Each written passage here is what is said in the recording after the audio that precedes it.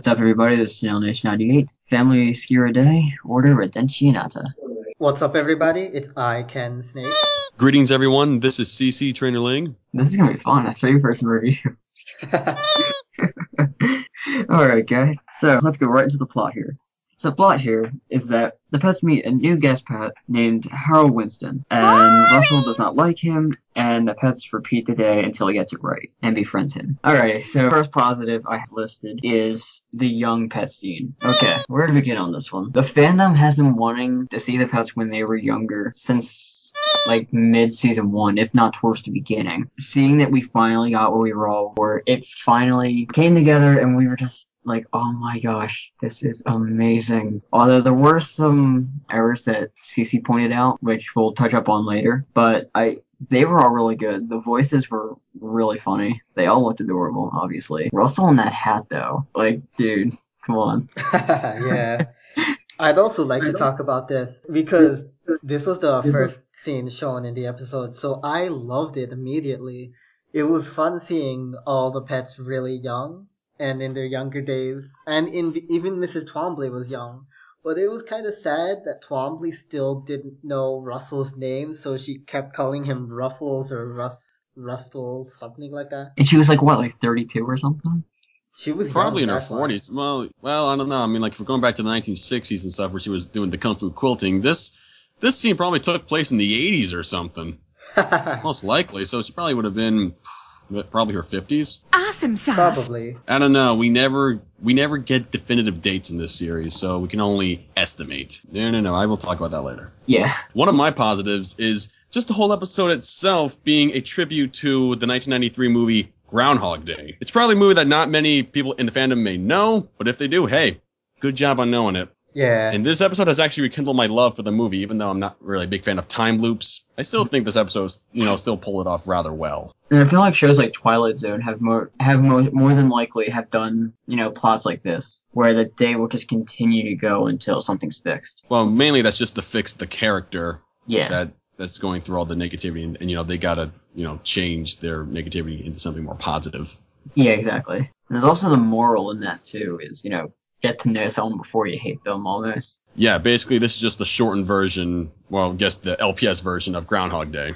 Yeah, sure, like, you got this. Yeah, so really, like, both morals in the episode and the movie, it's pretty much the same thing, so you're not really missing much. Yeah, because what I really like is that, especially Harold as well, is that when you looked at the synopsis, it looked like he was this arrogant guy, that the guys weren't going to like him, and Russell, the reason why they weren't going to like him is because he's arrogant.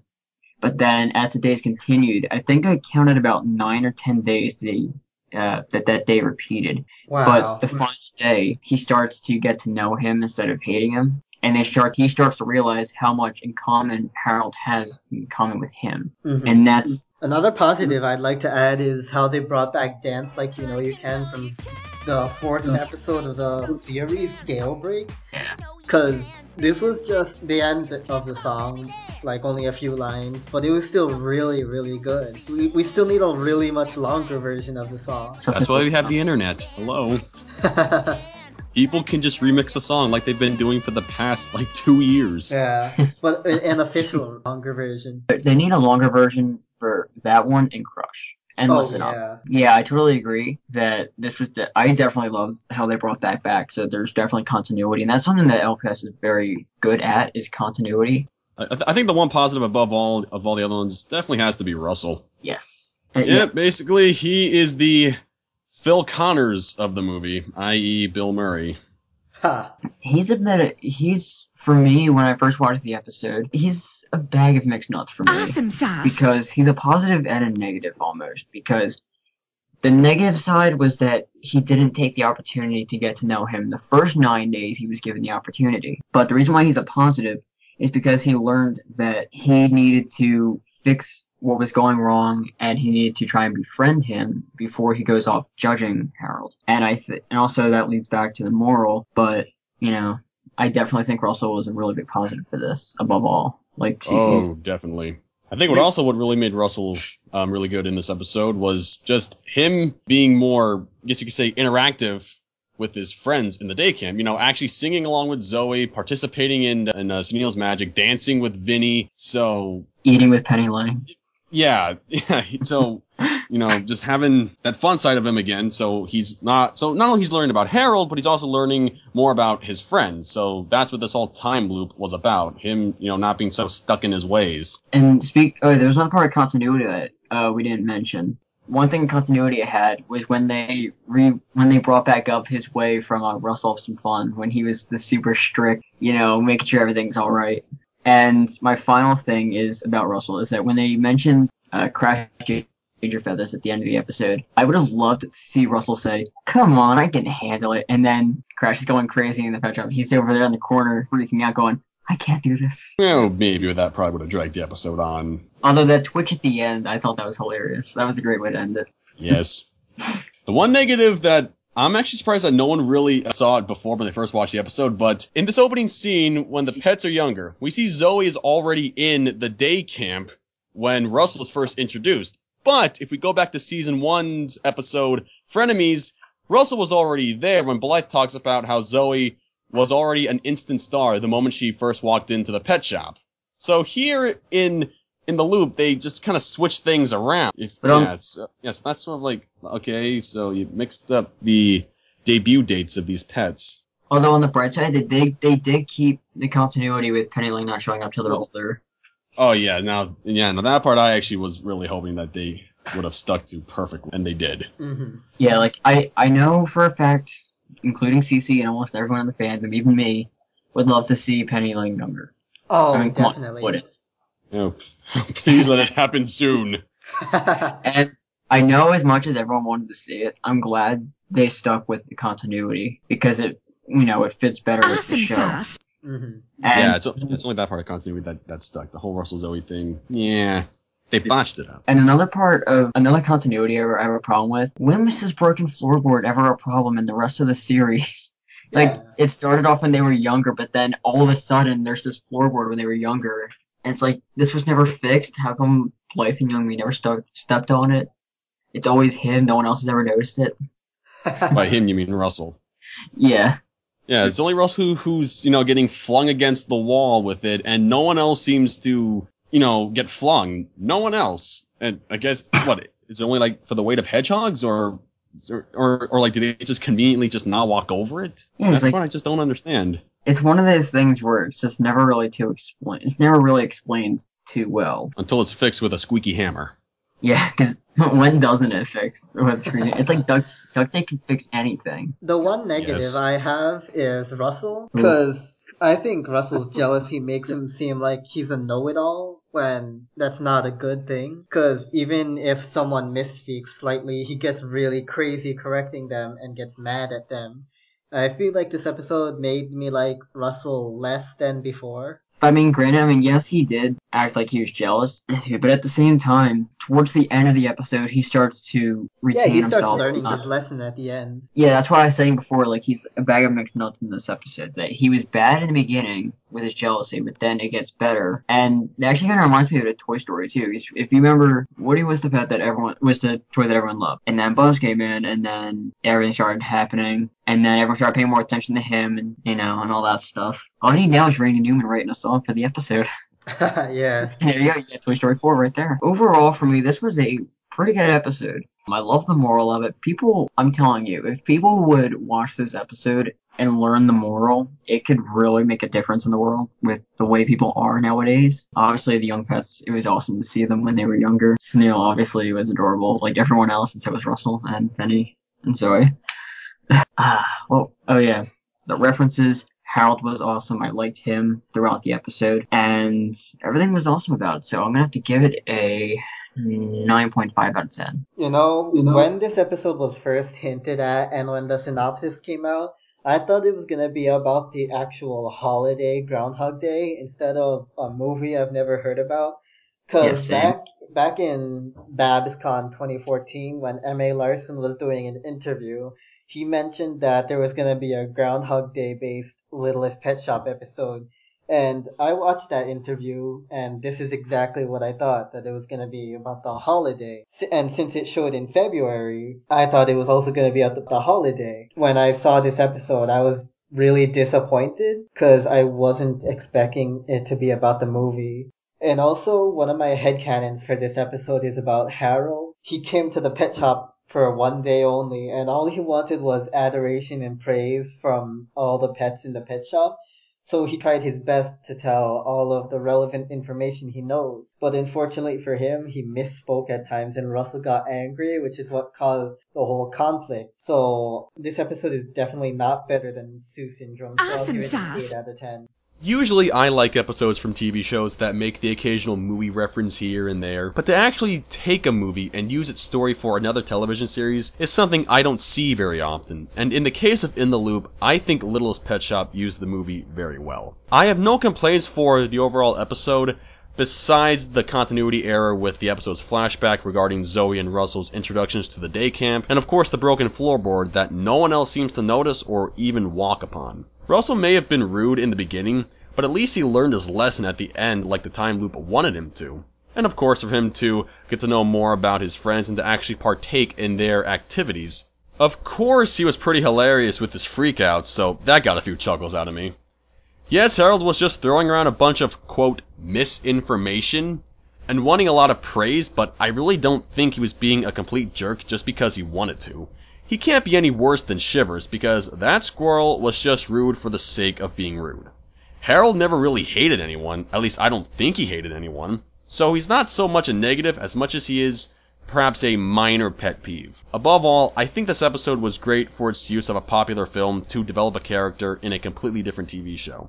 People may call this ripping off, but personally I call it clever, whether or not you've actually seen the Groundhog Day movie, which I personally recommend that everyone should watch. It is a pretty hilarious movie. I think I'll give this episode a 9.3 out of 10. Next week is the season 3 finale. Oh my god. But at least we know season 4 is coming, so that's a definite positive there. Alright, so this is Simulation 98. ICanSnake. CC Trainor-Ling. And we will see you guys next week. Adios. Peace out, home slices. See you later. Stay classy. Meanwhile, someone is getting looped the same day over and over and over again. Apparently. He's a crazy guy. That's what he's telling me. This day keeps looping. I've been repeating March 3rd over and over again, trying to find the perfect review for you guys, because I think that's the only way I can progress. I've been repeating this day for like a week now, or two, ever since I read the comments about me being the least funniest member of the group. I need to figure out something, how to make this review interesting, because I gotta be different. That's how it works, right? Just gotta be something I'm not. So let's give it a shot here. Hello, bros. This is Download Bacon here, and okay, that wasn't it. Try this again. Let me try a different persona. Hello, everybody. This is Downloads Bacon here. I'm about to review In the Loop from LPS. Hello, everybody. This is Downloads Bacon. I remember it, so you don't have to. I'm gonna keep trying until it continues. I need to go to March 4th, hopefully, so I can see the finale, because that's what I want to do. Okay. Several different YouTubers intros later. I just can't do it. I'm trying to figure it out, but I can't. Well, let's try something else. Yeah. Then people are gonna wonder how I managed to actually get the audio from previous days, even though that doesn't make any sense if it all time loops and repeats itself. But the logic, don't think about it.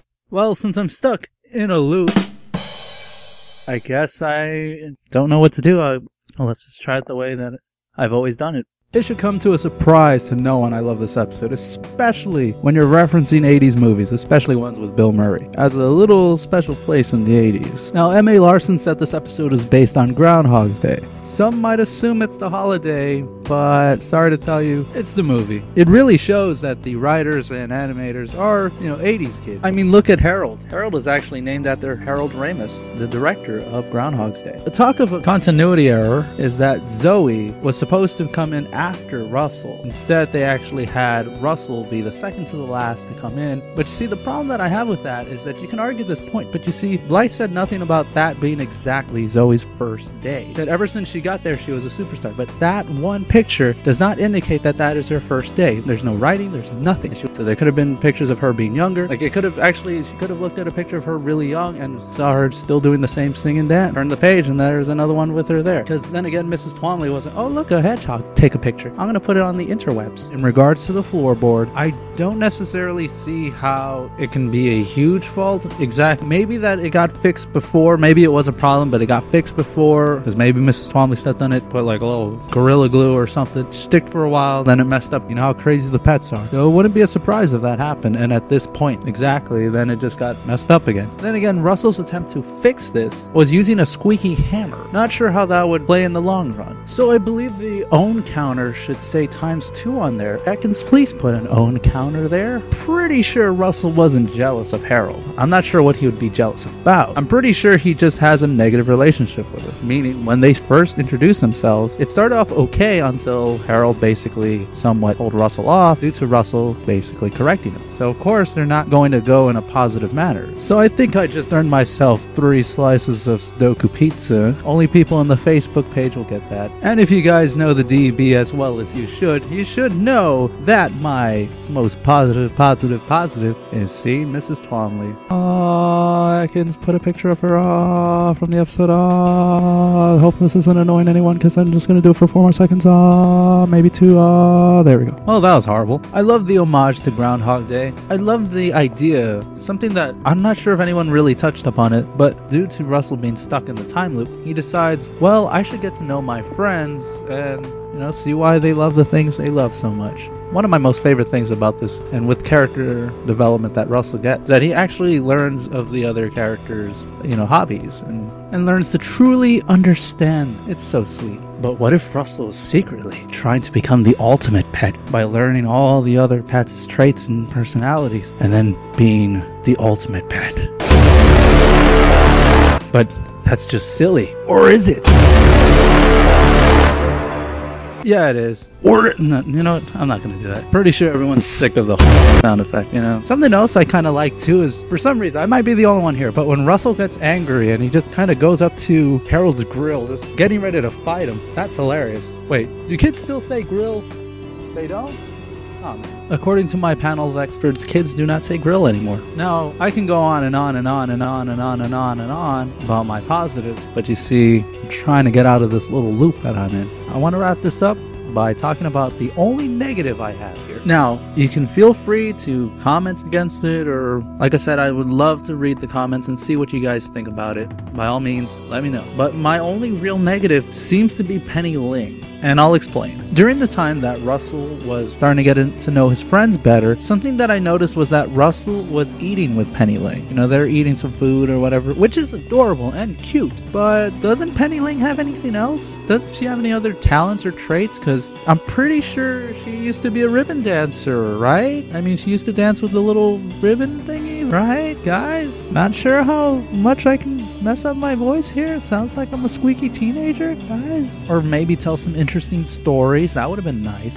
But you know what? It's a nitpick. Pretty sure no one noticed that. To wrap this up, I'm going to give this episode a 9.75 out of 10. It's very good, but some slight character derailment might be a little issue to me. But I love everything about this episode. It was a very good episode, so hopefully this ends my loop. Maybe I just need to be true to myself, and that's exactly what I'm doing here. So I hope to see you guys in the finale. Crossing my fingers that I get to go. I hope to progress through time. So Pet Shoppers, I'll be seeing you in the next episode. Thanks, and thanks again.